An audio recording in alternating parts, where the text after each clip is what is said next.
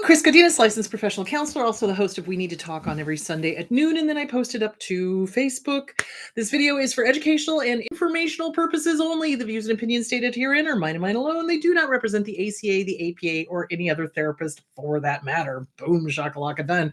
I'd like to thank my sponsor, BetterHelp, BetterHelp, BetterHelp.com/Chris Godinez. They're an online therapy company. They are international. If you are anywhere in the world and you need to get to a licensed professional therapist, master's level or PhD level, just go to betterhelp.com/Chris Godinez, fill out their questionnaire, and they will place you with somebody that is qualified. So there is that. I've had a lot of good feedback from people using them. They do like their therapist. They are enjoying them. That is a good thing. All right. So there is that. Okay. Hi, everybody. Okay. So current events. So I just got back from Costa Rica. Costa Rica was amazing. Really, truly just amazing. It was a beautiful place to visit. I loved it. I thought it was great. I can't encourage people enough to travel. Travel really broadens your mind and it challenges your assumptions. So it's really important to, when you travel, is to let go of any sort of expectations and just live in the moment. And that is one thing I noticed a lot of people have a hard time doing, is just living in the moment and letting go of expectations. I loved the people of Costa Rica. They were very friendly. They were very kind. They put up with my horrible Spanish. And it was so sweet because it's like they wanted to speak English. I wanted to speak Spanish. So we would kind of do a mix of both. And it was fabulous. I am going to be posting videos up on We Need to Have Fun with Chris Godinez. I haven't had a chance to do that yet. I've been a little busy trying to get back into the swing of things. So housekeeping, I am going to be in Tampa, Florida. There are tickets available on chrisgodinez.com. So I'm going to be in Tampa, Florida on December 2nd. So if you would like tickets for that, go to chrisgodinez.com and go get your tickets there. There's plenty of spaces available. I am going to be cutting off sales like the day or two before I leave because I need to know how many books and things to bring for people. Yes, I give you guys goodies. So anyway, there is that. Any other housekeeping? Not that I can think of. Okay, so diving into today's topic, holiday headaches. I know most of you know this, but it's like this season, like starting like Halloween on through until, Valentine's Day, maybe a little beyond, is Hoover season. So for some reason, all of the abusers think that because, we've got this wonderful trip down memory lane. And so they'll get a hold of you and they'll be like, oh, look, it's Christmas. Oh, look, it's Thanksgiving. Oh, do you remember when? Kind of thing. And so they want you to start remembering the things that you did with them that was fun when they were love bombing you. So listen to me now, believe me later. If you get a Hoover from somebody who has broken one of your deal breakers, like serious as a heart attack, if they have disrespected you, if they have name called you, if they have called into question your integrity, if they have accused you of cheating or stealing or lying when they are the ones that were cheating or stealing or lying, or all of them, if they have, done any of the deal breakers and they try to get a hold of you, no response is a response. And that is something that drives narcissists crazy because they cannot stand being ignored. But no response is a response. So if your abuser contacts you out of the blue and you haven't heard from them, even if you have heard from them, it's like if they contact you during this season, I can guarantee you it's a Hoover because they're trying to get supply again. And it is so tempting to reach out because that part of us that wants to believe in the goodness of other people wants them to have changed. They do not, listen to me now, believe me later, change. They do not change. They do not change. They do not change. I'm going to make a rap about it. Do not change. Do not change. Do not change. They do not change. They don't. They will change for a short amount of time. If they're court ordered, if the spouse has made an ultimatum and makes them go to couples counseling, they'll change for a week or two.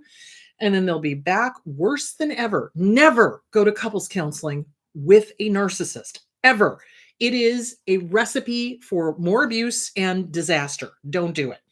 So holiday headaches. So why am I including this hoovering stuff? Well, that's a headache. If somebody, starts contacting you and it's the holiday season and you're lonely, or you haven't been working on self-esteem, or you are thinking that they have changed, you in danger, girl. You in danger. So you need to work on your self-esteem. Get with a good trauma therapist. Work on the self-esteem workbook by Glenn Schiraldi. Read all of these books, like this one, great book, CPT, which is cognitive processing therapy for PTSD. Get with a good trauma therapist. Read The Body Keeps Score. Yes, it's a little thick, and yes, he goes into a lot of detail, but dear God, it's a great book.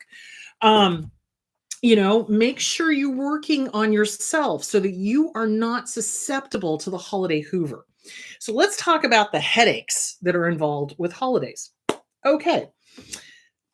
You do not owe anybody anything. You don't. Just because somebody gave birth to you, just because somebody was a sperm donor, just because somebody was an egg donor, does not mean you have to spend the holidays with them. You are under no obligation. You are not. So something that abusers love to do is they ruin any important occasion, okay? Weddings, funerals, birthdays, anniversaries, and oh, look, Thanksgiving, which is coming up, or Christmas, or New Year's, or Valentine's Day, or any of these holidays that we're having in this time period. They do not feel the way we do. Now, I love Christmas. It's one of my favorite holidays because I love the Christmas music. I love singing to it. Although when they were playing it on the ride back from the airport, I was like, it's not even Thanksgiving yet. What are you doing? But hey, whatever floats your boat. If you want to be playing Christmas music this early, great, go for it. But I love the music. I love the little lights and everything. Some of our neighbors have got the whole big, huge displays up already. So it's just fun. Narcissists don't get that. They don't understand it. They don't like it. They don't, and so they need to ruin it. Same thing with Thanksgiving. Thanksgiving is kind of traditionally a time when families in general get together and have a good meal and talk and have fun and watch football and, all that sort of fun, or play football, all that sort of fun stuff. So they love to ruin that because they cannot feel it the way the rest of us feel it. So if you have family members that are going to be absolute jackwagons, don't go. Don't invite them. You're under no obligation. You have the right to have the holiday you want, not the holiday they want, the holiday you want. And what I've seen abusers do is they will come into the situation and they'll start talking politics or religion. Now, granted, do I think we need to be discussing politics and religion? Yes, but in a kind way, not in the way that narcissists do it. So if you don't agree with a narcissist on politics, religion, or basically what kind of chocolate chip cookie you want, they will name call, put you down, make you wrong, start an argument, not drop it, start yelling, get drunk, etc., etc., etc. So if you've got one of those in your family, you don't have to have them over. I know. It's like the whole idea of doing what you do what I want. The whole idea of doing what you want is like a brand new concept to a lot of survivors of abuse. It's like being able to say no and mean it. Stop and I mean it. So when I was working with the New Song Center and the Dougie Center up in Oregon, we would teach the kids if somebody was doing something they didn't like, stop and I mean it. And it's kind of the same concept. It's like you get to say no and mean it. No is a boundary word. So this holiday season is really going to be about looking ahead and not allowing the inner child to run the show. So how many times have we allowed our inner child to go, but I want it to be different. But I just want my family to be normal.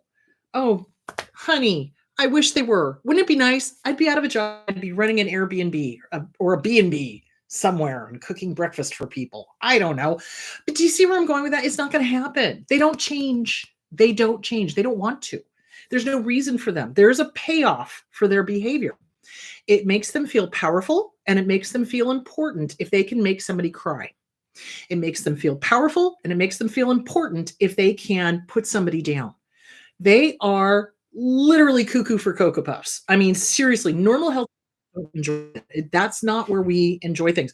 We enjoy seeing people laugh, and we enjoy seeing people have fun, and we enjoy, you know, the little things in life. There is not enough stuff or things in the world that will ever fill that hole inside of them. And so they try to fill it with anger, and they fill it with putting people down, and they fill it with stuff, and they fill it with things, and they fill it with drugs, and they fill it with alcohol, and they fill it with sex, and they fill it with, they try to, but it never, it is literally a black hole for them.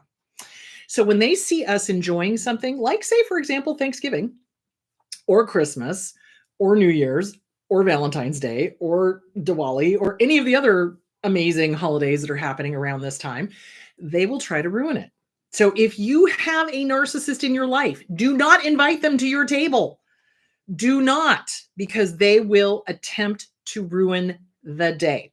They will do several things. Now, I've seen narcissists also come into the adult child's house. They're making the Thanksgiving dinner, and the narcissistic mom or the narcissistic mom-in-law, or sometimes the narcissistic dad, sometimes the narcissistic dad-in-law, will come into the kitchen and start telling them how they're doing everything wrong. Well, why are you cooking it that way? That's not the way I do it. We need to do it this way. It's like, okay, stop. Everybody has a different way of cooking. I make grilled cheese sandwiches with mayonnaise. Some people make it with butter. It doesn't matter. It gets to the same spot. You know what I'm saying? So, but a narcissist can't handle anything different than what they do. And so a lot of the covert narcissists, I've noticed, will do that particular, what's the word I'm looking for, way of making you wrong. It's not quite obvious. It's not completely out there and putting you down, but you're doing it wrong. It's not the way I would do it. It's not your kitchen, biatch. Bye-bye. So if you've got one of those, kick them out of the kitchen. Have somebody be your bodyguard and have that person be busy doing something else. Give them something to do that will keep them busy. Okay. So covert narcissists definitely do act differently than overt narcissists. Overt narcissists, zero bleeps to give. You know what I'm saying? They don't care who's around. They don't care what, is going on. They need to be the center of attention. They need to be all important. They need to, do whatever it is they think they need to feel important and feel powerful and this, that, and the other thing. So those ones are a little more obvious. The covert ones are the ones that are hit and run bleep use. Seriously, hit and run bleep use, where it's like 5 minutes later, you're like, what just happened? I feel slimed. What just happened? So those are the covert ones. So the covert ones come in and do something nasty, a little put down, a little, you're not doing it right, blah, blah. I would do it this way. Why are you doing it this? That kind of, even though it's your house, your kitchen, your recipe, your whatever. So you have the right to kick those people out, guys. They have no power here. They have no power here. They don't. It's so they don't like that you've kicked them out of the kitchen. Oh, well, don't like it, don't come. You've got to get to the point where you no longer care what little temper tantrum or little power play that they do. It's like, okay, so you're having a temper tantrum right now. How nice of you to be a 2-year-old. It's like, get to the point where it's like you can say no and you can kick them out of your kitchen, or you can know that that's what they're going to do and plan for that. So, when you've got a difficult family member, and when I say difficult, I mean toxic and abusive. When you've got an abusive and toxic family member, make sure that somebody is going to keep them busy if you have to have them over. Like if you're not ready yet to go completely no contact, make sure you've got something to keep them busy. Make sure you understand that they are going to misbehave. Don't be surprised. I think that is the big thing, that the inner child pops up and goes, oh, but it's Thanksgiving. They're going to behave. Oh my God, no, it's Thanksgiving. They're going to find every opportunity they can to screw it up. Are you kidding me? So you've got to really rein in that inner child and expect them to be them. Okay. That's just the way it's going to be. So that's if you're dealing with in-laws, parents, etc., siblings, the whole thing. Now, exes, let's talk about that. The thing that I've seen exes do is that they will intentionally screw up the timetable. Okay. So they love to mess with Thanksgiving, they love to mess with Christmas Eve, Christmas, New Year's Eve, New Year's Day. They love to mess with that because they think that they're sticking it to their ex by holding the kids longer or returning them earlier or whatever. So the name of the game is flexibility. The name of the game is flexibility. So it's like, okay, so if the ex decides that they're not going to bring the child back on Thanksgiving when they were supposed to, okay, bring them back whenever. It's okay. And then you sit down and have a meal with them later or earlier or whatever. Flexibility. And then you talk to your child about time management. This is a great opportunity to point out, contrast, and compare. So it's like you're always on time with the ex is never on time with you. It's like, people's time is valuable and it's a disrespect to not respect their time. That's all you got to say. That's all you got to say. You're not saying, oh, your father, your mother, blah, blah, blah, blah, blah. You know what? People's time is valuable, and disrespecting their time is a disrespect to them. That's it. That's all you got to say. So you can point out the contrast and compare without necessarily going, your father, your mother, whatever.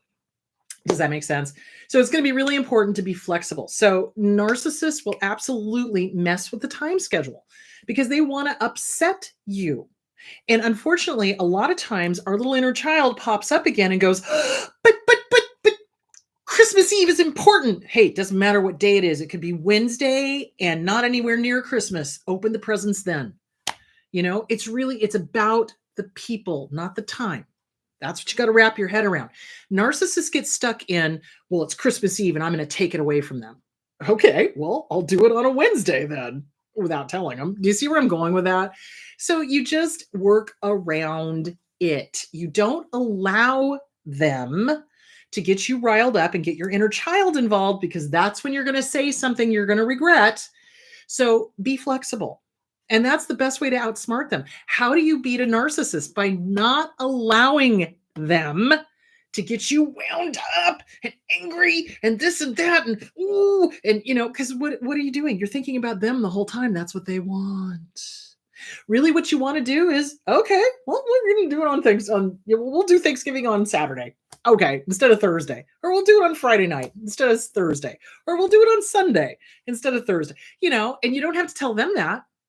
You just kind of have a second breakfast. Be like a hobbit. Have a second Thanksgiving.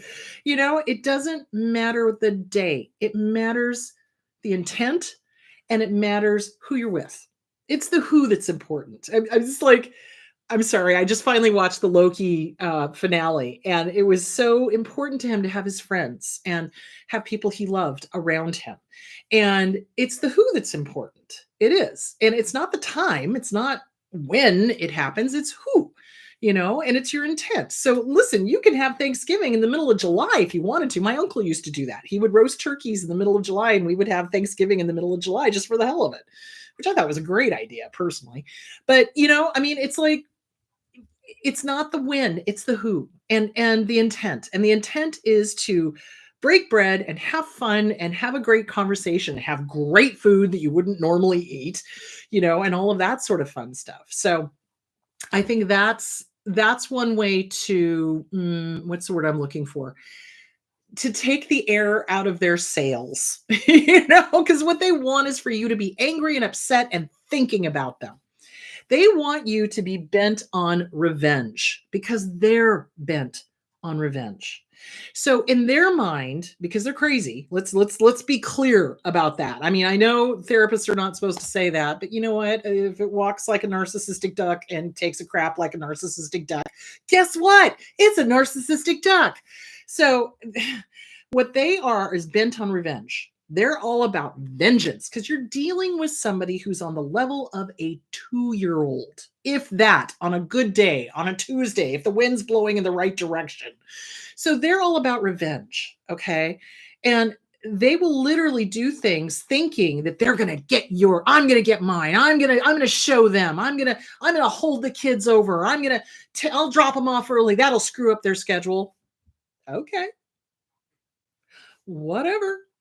Don't give it to them. Excuse me. So basically, they want you to act the way they do. and they're expecting you to act the way they do. Does that make sense?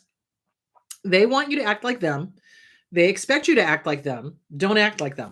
Don't act like them. That is the best way to really mess with their head, because they don't understand love.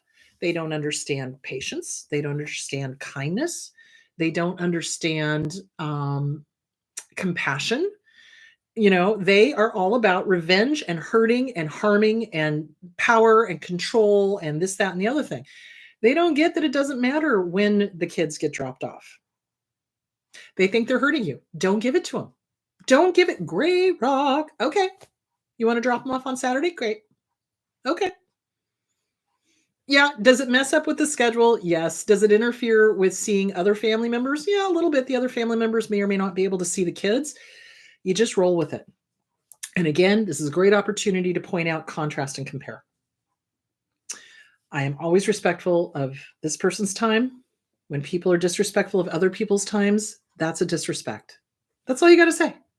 So, okay. So basically, they mess with the time schedule. If they're overt, they mess with time schedule. If they're covert, they do the little jabs, that kind of thing.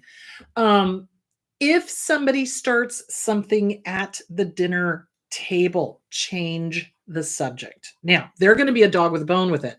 But if everybody kind of ignores them and doesn't play and starts talking amongst themselves, that's going to piss them off. And they'll either leave or they'll get really outrageous, and then it's going to be quite obvious who the problem is. So again, it's like, don't kid yourselves. Just because it's the holidays does not mean they're going to behave. In fact, because it's the holidays, you can count on them being absolutely heinous. You can. It like clockwork. They're not going to behave. The only time, and here's the thing I want to make very clear. Anyone who's an apologist and says, oh, but they can't help it. They bull tinky. Here's the deal. If they can maintain when they're trying to impress people, and they can behave themselves when they're trying to impress people, and then as soon as the doors are closed and they're alone with you and they go after you, hell yeah, they can control it. So don't give me this apologetic BS. I'm sorry. I'm not. I don't put up with that crap. And you shouldn't either. So they may be okay if there's people in the room that they're trying to impress, or they may not.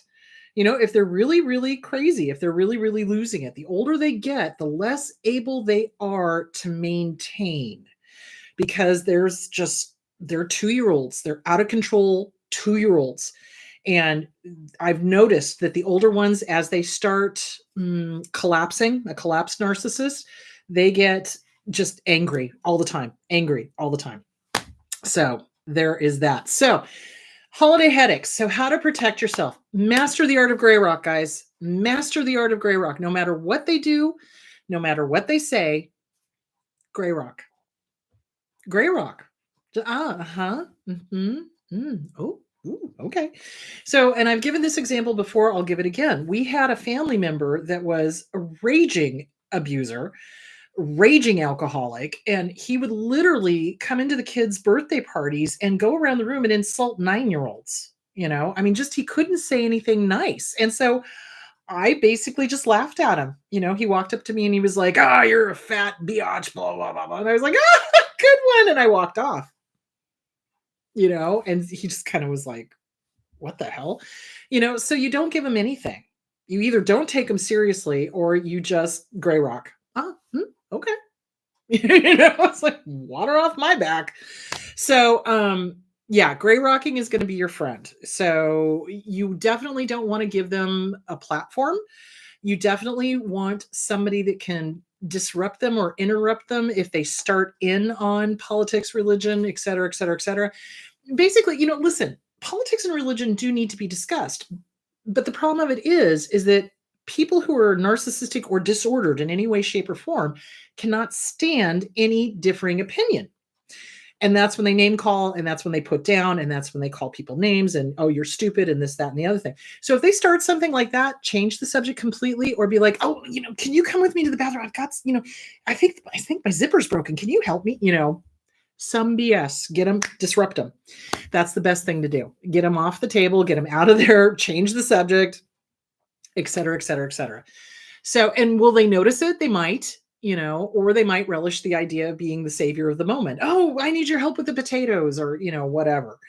So anyway, yeah. So narcissists absolutely will be narcissists. So don't let your inner child fool you. It's never going to be, well, that's the word I'm looking for. It's never going to be the family get together that you wanted or needed. It's just not there. If you've got a narcissist in your family, if you've got a toxic person in your family, if you've got somebody who's abusive in your family, they are going to take that opportunity to cause as much chaos and drama as they possibly can. So basically what you do is you gird your loins. You basically go, I know who this person is. I know what this person is. I know how they're going to behave. What can I do to mitigate it? And then you do whatever you need to mitigate it. Have somebody be their babysitter, essentially. Some people are willing to do that, have somebody be willing to jump in and disrupt them. Have somebody be willing to change the subject. Have somebody be willing to, call them out of the room for some supposed emergency, whatever. So you just make contingency plans. And what I have noticed is that the better your planning is, the less disruptions are going to be. It's almost, I swear to God, it is almost like they are psychic. Seriously. And it's kind of like if they know they're not going to be able to get away with stuff, they tend to behave. Because remember, narcissists, no matter whether they're covert or overt or communal, all of them are unwilling to attempt something unless they are assured success. Let me say that again. Overt, covert, and communal, they are unwilling to attempt something unless they are assured success. So if they attempt a little thing, because remember, they escalate. So it's like they'll start with something little to kind of test the boundaries. Are they going to let me do this? Is this going to go through? Am I going to be able to run the show? And if you smack it down and gray rock or put a bodyguard on them or distract them or whatever, or just not let them get to you, then they're going to be less likely to continue because, oh, that didn't work. Oh, so they don't like it when they don't win, and they don't like it when they don't win immediately. Because remember, they need immediate gratification. They're not like they're 2-year-olds. Okay. They're not like normal adults where an adult can wait for gratification. They want instant gratification. And if they don't get it, they are less likely to try something else. So that's why you want to make it very clear that you're not going to put up with stuff, or you don't have them over, or you have contingency plans and you do not allow your inner child to run the show and think magic thinking. Okay. Magic thinking is where the kids pull the blanket up and go, if I can't see the monster can't see me. That's magic thinking. The monster, of course, can see you. So you don't want to have the magic thinking of, oh, it's the holidays, of course they're going to behave. No, it's the holidays, of course they're going to be hose beasts. Absolutely. They're not going to behave. They're going to be horrible. So basically, that is how you are going to protect yourself, is recognizing reality. Okay. Number one, they are who they are. They have shown you who they are. Believe them. Don't allow that child to pop in and go, but no. No, little one, sorry. They are never going to be the parent you wanted or needed. They are never going to be the sibling you wanted or needed. They are never going to be the ex that you wanted or needed. They're never going to co-parent. They're going to parallel parent. You're going to have to undo all the crap that they do when the kids come back from the ex. That's just the way it is. They're never going to behave, ever. And so if you kind of set your expectations and it goes smoothly, well, huzzah. But if you set your expectations and it doesn't go smoothly and you've got plans in place, then huzzah. It's like, okay, either way, they didn't win. So there that is. Really what it is they want to get into your head and they want to stay in your head. And they want to ruin your holidays and they want to cause as much chaos and drama as possible. They need chaos and drama the way we need air. Because if they've got chaos and drama going on in their sick little minds, and they can cause somebody upset and get them angry and all of that. See, they're thinking about me all the time. Yeah, I'm in their head. That's really what they do. That's how crazy they are. Okay, so I think that is that topic. Oops, thank you. Let's hit the questions. Oh my God, I need to make this bigger. I don't have my glasses with me. Ah, there we go. Okay. Question. Do narcissists influence each other? Oh dear God, yes. Oh dear God, yes. Absolutely. My narcissistic mom didn't want me to come for Christmas because the golden child narcissistic half sister didn't want me there, yet they want gifts from me and they never gave me any. Okay. So let's talk about gift giving for Christmas because that is important. Narcissists are infinitely entitled and infinitely selfish. Okay. They expect gifts from everybody, but they are unwilling to give gifts themselves, or they give you a gift that they want and eventually will ask you for it. That kind of thing. So, with gift giving, thank you for bringing that up. That is a huge point. You don't owe them anything. Let's be very clear. If you don't have the money for gifts that year, if you are dealing with somebody who's toxic and abusive, you don't owe them a gift. You don't. Gifts are just that. Gifts are given without strings attached. Narcissist gives gifts with strings attached. So, for example, if a narcissist gives you something, there's some sort of expectation on their part, okay? Everything has got a string attached. They don't understand selflessness. They understand selfishness, but they do not understand selflessness. So let's talk about gift giving. I hate when narcissistic parents and or families and or whatever expect gifts, okay? Nothing should ever be expected. If a gift is given, it should be absolutely strings not attached. No strings attached. Nothing is expected. It bothers me because a lot of these toxic families do this one-upping thing with gifts. Don't participate. Don't go into debt trying to impress a narcissist. I think that's where I want to go with this.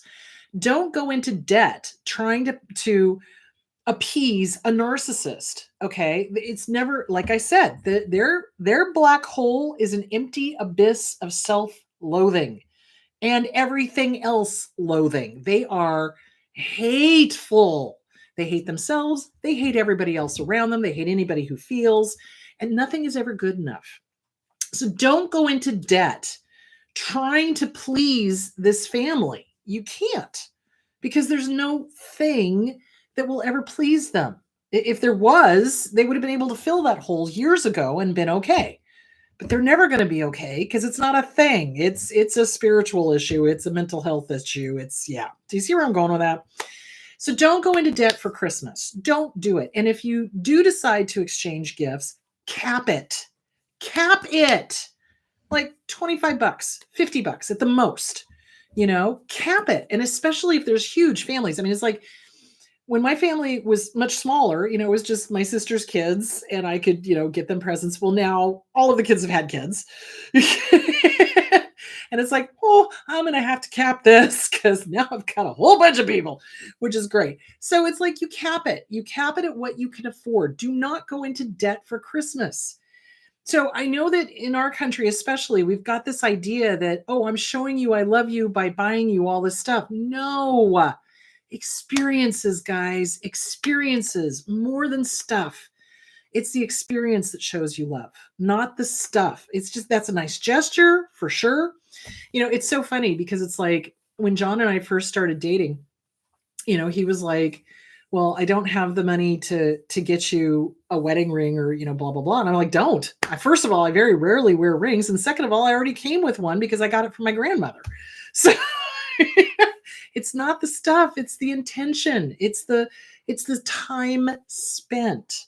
So don't get stuff just to get stuff. It's like cap it 10, 25, 50 at the outmost. And honestly, what I usually end up doing for the kids, especially because I don't necessarily know specifically what all the great grandnieces and grandnephews want, so I'll just give them money. It's like here's a Visa card for $25. There we go. We're done. So but don't go into debt. Don't go into debt. That is the biggest thing. And it bothers me when I see these narcissistic families with their hand out demanding that the scapegoat especially give all these gifts, and then the scapegoat gets nothing. It's no, we're not playing that. Nope. No, thank you. No, thank you, please. So don't do that. Don't go into debt for it. Don't get into that. It's a logic loop. So what they'll do is, oh, you don't love me. You didn't give me a gift. Okay. Well, if that's how you think I show love, you're mistaken. You know what I mean? And this is separate from the love languages. Now, gift giving is one of the love languages, but gift giving doesn't necessarily mean a box from Tiffany's. Gift giving can be as simple as leaving little love notes. That's a gift. It doesn't mean buy me something. It means little love notes, or going out of your way to, have a little thing for them. You know what I'm saying? Not necessarily bought, So, writing a love letter, that's a gift, you know? So don't go into debt for these people. That is the biggest thing I wanted to hit on for the Christmas holiday season. I get so tired of dealing with people I can barely stand over the holidays. Oh, I hear you on that one. How do I make sure and take care of myself during this time so I can relax and de-stress? Okay. First of all, limit your time. So if you have to go, like this is kind of a mandatory thing, it's the in-laws, it's whatever, I kind of have to be there, limit your time. And so what John and I do often, and because we have 2 dogs, we'll be like, as soon as we'll have like a signal to each other, and as soon as we've hit our tolerance level, then one or both of us will look at each other and go, we should probably go let the dogs out. Even though we've got a dog door and we don't kennel them. So nobody else knows that. Well, they do now. There we go. So like I care, like I'm listening. No, seriously. So have a signal, have an excuse. It's, oh, we've got to go take care of this, or, oh, we promised we'd stop over at so-and-so's house, or, whatever. So especially if you're having to deal with family members you're not that crazy about, you definitely limit your time. Limit your time. You are under no obligation to go and stay all day. Now, that is something that happens with both Christmas and Thanksgiving. I've seen toxic families demand that everybody get there at breakfast and they stay all day long. You don't have to. You don't have to. I'm sorry. I'm not going to be able to do that. I've got other obligations. I'll be there at 3:00 or whatever. So you are under no obligation. They don't own you. They may have been your parents, they may have been your egg donor and your sperm donor, but you know what, you don't owe them jack diddly squat. And you don't have to stay the whole time. You can leave. You're not a tree. Go. Or you could feign an illness. You could do that too. I'm just not feeling good, I ate too much, whatever. But you don't have to stay. You don't. And especially, listen to me now, believe me later, especially if you get there and they are using you as the scapegoat and they are making you the brunt of their toxicity, leave. Yeah, they're going to talk about you. Who cares? So you just leave. And that might be your opportunity to go no contact. So honestly, at some point, you're probably going to want to. If somebody is that toxic and that horrible to be around and they use you as the brunt of their jokes and they make you uncomfortable and they make you, what's the word I'm looking for? It's not that they make you, but it's the things that they say are hateful and hurtful.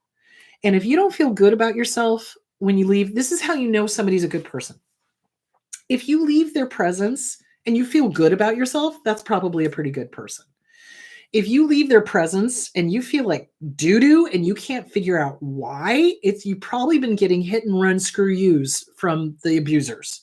So it's how people let you feel. And I'm not talking love bombing. So remember, love bombing feels amazing, but that's also not normal.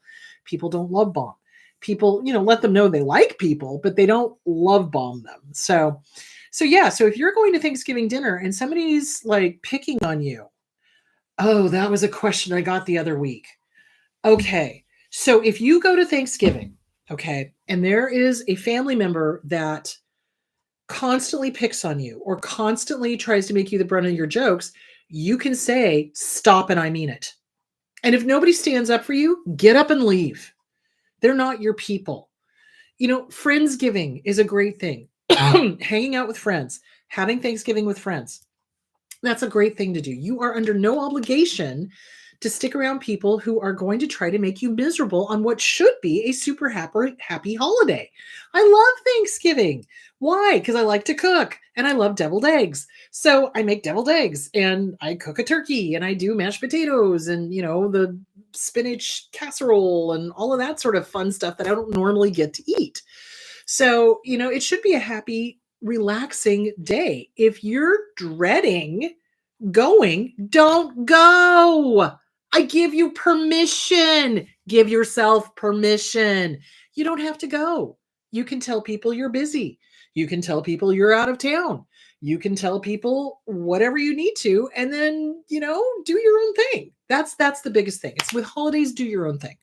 Do your own thing. And especially I see this with newlyweds. I see that the narcissistic parents are like fighting over the kids as if there's some sort of grand prize. Well, I want them for Thanksgiving. I want them for Christmas. And if you try to split it up, they have a fit. And it's like, no, you know what? This newly formed little family here needs to come up with their own traditions, and they will grace you with their presence if they are so inclined. Period. So give yourself permission to not go. If somebody's going to be picking on you and then they're going to be picking on you, and if the family doesn't back you up, they are complacent. They are complicit. That's the word I'm looking for. Well, they're complacent too, but they're complicit. They're accessories. Okay. They're allowing this person to abuse you. That's not okay. That is absolutely not okay. So don't put up with that. So that's basically that. How are we doing on time? Oh, we're doing okay. How do you deal with friends and relatives that bring up nobody should be alone during the holidays? Just visit your insert narc here to keep the peace. Oh, screw that noise. First of all, it's nobody's damn business what you do with the holidays.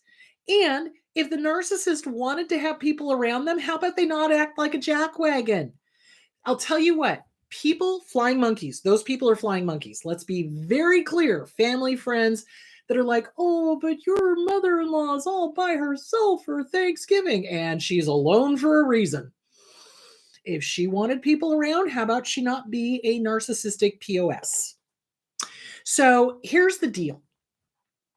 If these people are aware of how abusive that person is, oh, just keep the peace. For who? Who are you wanting me to keep the peace for? Huh? Who are you wanting me to protect? That's the first question you should be asking. Keep the peace for who? What who's going to get the brunt of it if I don't go? That's the question you should be asking. So flying monkeys are one of two types. Either they're just pathetically ignorant and have not been listening to, social media for the last 5 years and don't understand what a narcissist is and can't wrap their head around it and don't understand it and don't get it.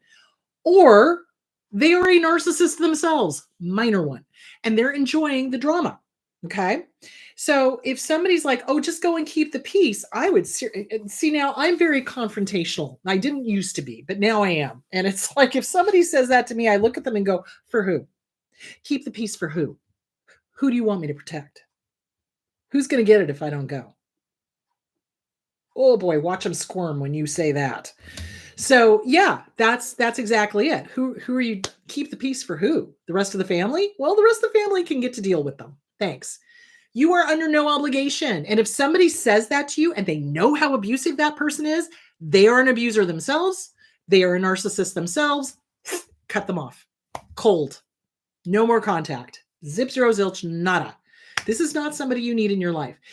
Again, if somebody is complicit and they know what's going on and they're encouraging you to go visit an abuser, they can suck eggs as far as I'm concerned. You are under no obligation. It is not your problem. So again, here we go. Compassion versus idiot compassion. I can have sympathy or compassion for somebody who's alone on the holidays because they've made everybody so miserable around them that nobody wants to be there. I could get it. Wow. Must suck to be you. Got it. And I am not going to fix you by going and making myself miserable with you. That's compassion because I'm drawing a boundary and I'm saying, I see you're miserable. I know why you're miserable because you're disordered, whatever. And I am not going to go make myself miserable with you. Misery loves company. So no, I'm not going to do that. Idiot compassion is, oh, you're all alone for the holidays. Gosh, even though you've made everybody hate you, I'm going to go spend time with you and be miserable. That's idiot compassion. They have made their own bed. They need to suffer the consequences of their own actions. That is suffering the consequences of their own actions. A lot of narcissists have escaped responsibility their entire lives. Why? Because there's a whole bunch of flying monkeys covering for them. There's a whole bunch of flying monkeys that are playing a game of not it. Because if the flying monkeys can keep them happy and keep them okay, then they're not putting their stuff onto them. Not your job. Not your job. Let the flying monkeys deal with them. It's not your problem. So if you have stayed no contact with somebody, if you've gone no contact, stay no contact. Don't let the holidays make you go, oh, but they're alone. No, they're alone for a reason. If they weren't miserable human beings, people would want to be around them. Seriously, so don't fall for that. And those people that are doing that are flying monkeys. So there that is. All right, my loves, that is it. I wish I could remember what I'm talking about next week. There was something I was going to be talking about. I will think of it on Wednesday. I will post it in the Wednesday videos. If I did not get into the questions, any questions, I will answer them on Wednesday. You guys go have a great week. Take good care of yourselves. Drink plenty of water. And I will talk to you on Wednesday. Don't forget, there are still tickets available for Tampa, December 2nd. So I hope to see you there. That'll be awesome. And I will talk to you later. Bye.